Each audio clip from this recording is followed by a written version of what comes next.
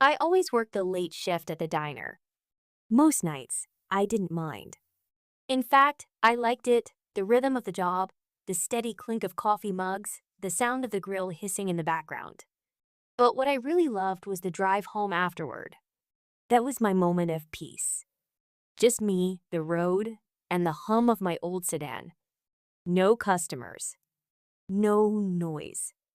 Just quiet. That night started like any other. I clocked out at 12:37 a.m., peeled off my apron, and said goodnight to Marla, who offered to walk me to my car. I smiled and waved her off. The sky was dark and cloudless as I backed out of the parking lot. I clicked on my low beams, rolled down the window just a little, and let the breeze rush in. I started down the highway like I always did, tired but calm. Then I noticed it, an old red pickup truck pulling out behind me. It looked beat up, rust around the wheel wells, one headlight dimmer than the other. At first, I thought nothing of it. It was late, sure, but there were always a few people on the road. Still, when I took my usual right turn, a small detour I sometimes made just to stretch the drive, the truck stayed behind me. Then, a few miles later, I took another right onto Route 9, a narrow back road lined with trees and old stone walls. The kind of road where you don't see more than one or two cars the whole way. The truck followed again. At first, I rationalized it. Maybe he lived out this way too. Maybe it was just coincidence. But the longer I drove, the harder that was to believe. Every turn I made, he made. When I slowed, he slowed. When I sped up, he kept pace. My stomach started to knot. I turned off the radio and sat up straighter. The road suddenly felt tighter, the darkness thicker. I took a left onto an even smaller road, one I had never used before. It didn't lead to anything but some old farmland and dead ends. He turned too. That's when the fear really sank in. My mouth went dry. My palms were slick on the steering wheel. Every instinct in my body screamed that this wasn't just a bad driver or a coincidence. This was deliberate. I tried not to panic, but my heart was pounding so fast it felt like it was trying to crawl up my throat. I thought about turning around, but that would mean driving toward him. That wasn't an option. I didn't want to risk him cutting me off or worse, driving me into the ditch where I couldn't get out. I knew there was a 7-Eleven somewhere close, but fear was keeping me from thinking properly. All I knew was that I had to keep driving. I told myself everything would be fine. Then I saw my dash, specifically the gas needle. I was about to run out of gas. A whole new wave of panic swept over me. I drove down this unknown road for another mile or two when I saw a street sign. Fishman Road. I knew that road.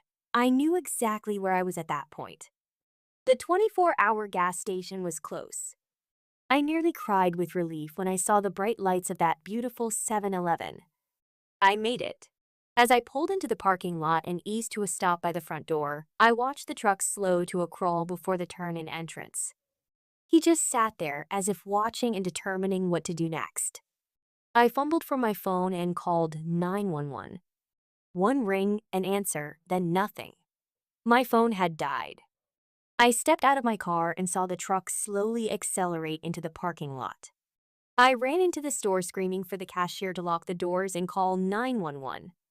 He must have seen the terror in my face because he didn't ask any questions. He immediately jumped the counter and thrust the store phone into my hands as he ran to lock the doors. When the woman on the other end of the line answered, I told her exactly where I was and what had happened. That I was being followed and felt threatened. After identifying the vehicle, her voice became firm, telling me to stay inside, keep doors locked, and try to stay hidden from view.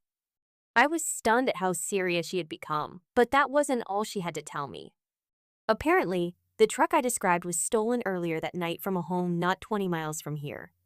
What's worse, the family who had lived there were all found brutally murdered. I nearly dropped the phone. I couldn't breathe. The room was spinning. What I had just heard had shaken me to my core. The truck was still out there, sitting just outside of the light of the store, in the dark. He had turned his lights off now. I don't know if he was playing some kind of game or what he thought himself doing. but it was interrupted by the sounds of police sirens. The lights on the truck popped on abruptly and the engine roared. As he sped off, two police cruisers chased after him and a third pulled into the store to check on us. The next day, there was a knock on my door. It was the police officer who had stopped to check on us the previous night, who I had learned his name was Kenny. He was a soft, kind-hearted man who believed in helping people and went out of his way to do so a person to admire. Kenny had come to deliver the news in person instead of a phone call. The man in the truck, the man who had hurt that family and ruined lives, had veered off the road during the chase last night, flipping the truck numerous times and did not survive. Kenny didn't seem the least bit upset over the news. I, however, was deeply relieved. I had spent my time home locking doors, making sure they were locked, looking out windows, expecting to see a red truck outside. Now I was, for the most part, relieved. It's been 10 years since that incident. I don't work at that diner anymore. I received my bachelor's in psychology and am working in my chosen field. Oh, and Kenny is still a dear friend of mine. I think about that night often. The evil in the world. Then I remember the good in the world. I still lock my door nonetheless.